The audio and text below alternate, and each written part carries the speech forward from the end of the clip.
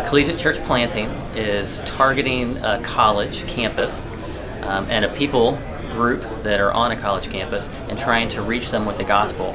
And as a result of reaching them with the gospel, gathering together a community of people that are coming around the gospel of Jesus Christ and raising them up to become leaders. Doing all the things that you're supposed to do in a church, teaching and equipping and getting people ready to go out and become missionaries in the world. We of course baptize and celebrate the Lord's table, but a collegiate church is a community of people that come around the gospel. And that's what we do. We gather people on a campus to do that. Yeah, I came to this collaborative, first of all, on the invitation of Brian Fry, because he shared the vision with us that there were these other men and women around the country who were planting college churches. And obviously that is something that I have a heart for. I've been part of a college church that has planted many churches over the last 4 or 5 years, and there's just not that many folks doing it around the country. And so the thought and the idea that we could be part of meeting some other folks, getting some ideas, sharing some things that we've learned, and hearing things that other people have learned, partnering together and seeing how that can advance the gospel and advance what we're doing was just really exciting. And so we definitely wanted to make this a priority, and it's been great. We've been really excited to be here.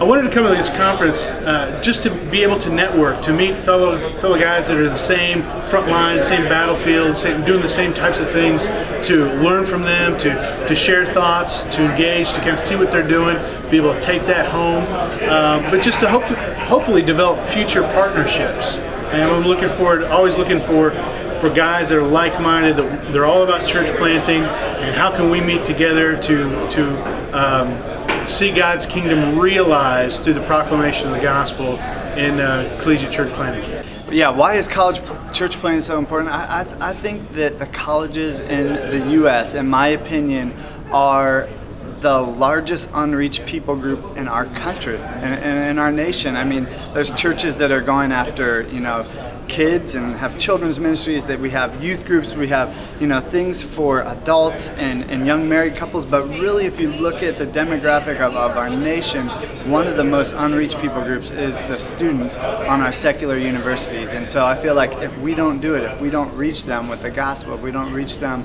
with a church that can reach out to them and help them understand how to live out the gospel in their context, then we're missing this amazing opportunity. So college church plants, they have a huge place in my heart. That's where I really experienced God and really understood how to share my faith and really understood how to be a leader, was through the college church H2O at Bowling Green State University.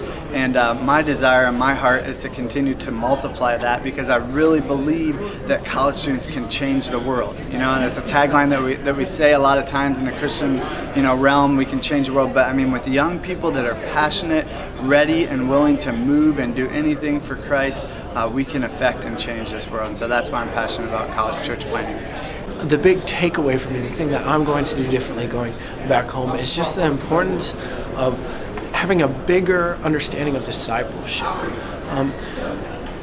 I disciple one guy, and his name is Stephen. And as Stephen and I meet together, we read the Bible, and we pray together. And it's a teaching experience, and I'm trying to pour my life into him. But the thing that I took away from this is the importance of on-the-job training. If I really want to train Stephen to one day pastor or one day lead, I need to give him the chance to speak.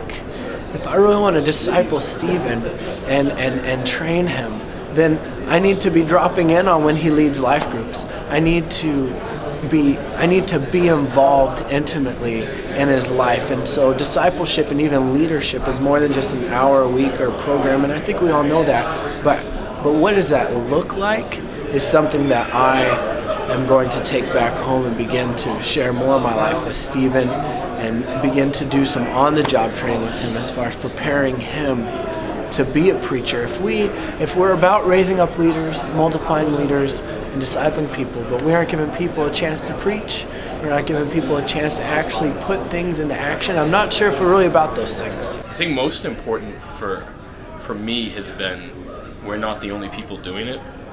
So we're part of a church planting network that has planted 2 college churches and is looking to plant more, and kind of had this feeling that no one is doing what we're doing.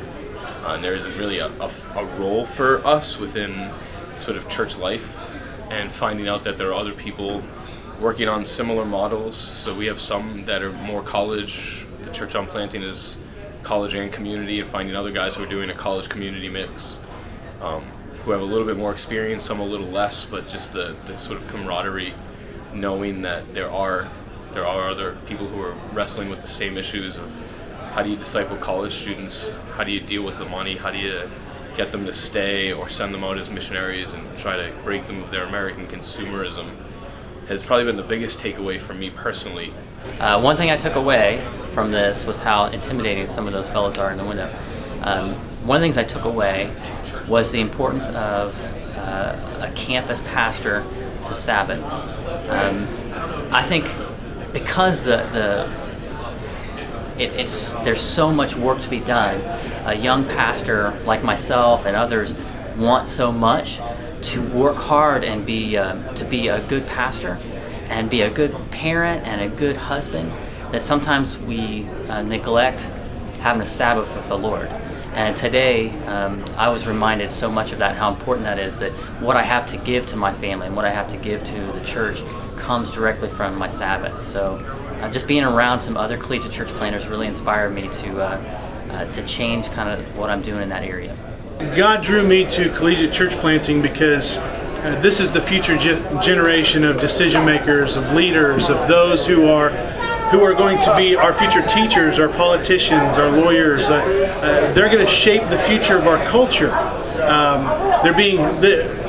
In the college atmosphere, they come into contact with all sorts of attacks, intellectual attacks, spiritual, physical attacks. They're confronted with all sorts of lust. They come out from under their parents' wings, and they're now on their own. And this time in their life it solidifies who they are. And so I want to be about that. I want to help to shape and inform and give them a heart and a passion for the gospel, a heart and a passion for church planting. And that's what motivates me to step out to do collegiate church planting. I think one of the things that we've been wrestling through as a church plant, we're a year and a half in, have grown to about 100, but have some real young leaders, but they're definitely emerging leaders. And wrestling with when do you release them, when do you not, and sort of after this, hearing people releasing their leaders at ages where our guys are, and I'm sort of saying not yet, not yet, not yet. Probably going back and maybe doing some real intense training with them for a few months and then releasing them, some to start other campuses, some to actually plant other churches at 23, 24, where the whole time I was thinking maybe they're too young, maybe they're too young. I think hearing other people have successful church planting movements with 20-year-olds, 25-year-olds, releasing them and recognizing that it is going to be a little more immature, but it can work, and God is bigger than that. And as long as the guys have a trajectory of godliness and they're wise for their age, they're pursuing Christ in a way that the world isn't, or that their peers aren't, is you can release them. And so we will probably be releasing more leaders quicker next year than we did in this past year. Collegiate church planting is important for a number of reasons, but one of the main reasons is it is a people group that's almost entirely unreached. I read a statistic that I think Lou Giglio says that less than 1% of college students attend a church gathering on any given Sunday. I mean, in my context, there are 50,000 college students at the University of Minnesota, and there are 4 churches that preach the gospel. 4. I mean, that's unacceptable. You see a town of 50,000 people, and you think there needs to be churches that preach the gospel, and yet right now the campus is set up so that if every student decided they wanted to come to church on a given Sunday, that each church would have to fit over 10,000 people, and that's impossible. And so 50,000 students, 4 churches that preach the gospel. We need churches on campuses, and we need more than one. There needs to be more than just one gathering happening. I think a lot of us think that, well, one might even be enough, but the reality is one gathering in one area of campus is not enough to reach a campus of 50,000 people or 25,000 people or 8,000 people. It's not enough. And so we just, to effectively reach college students with the gospel, we need to be planting churches.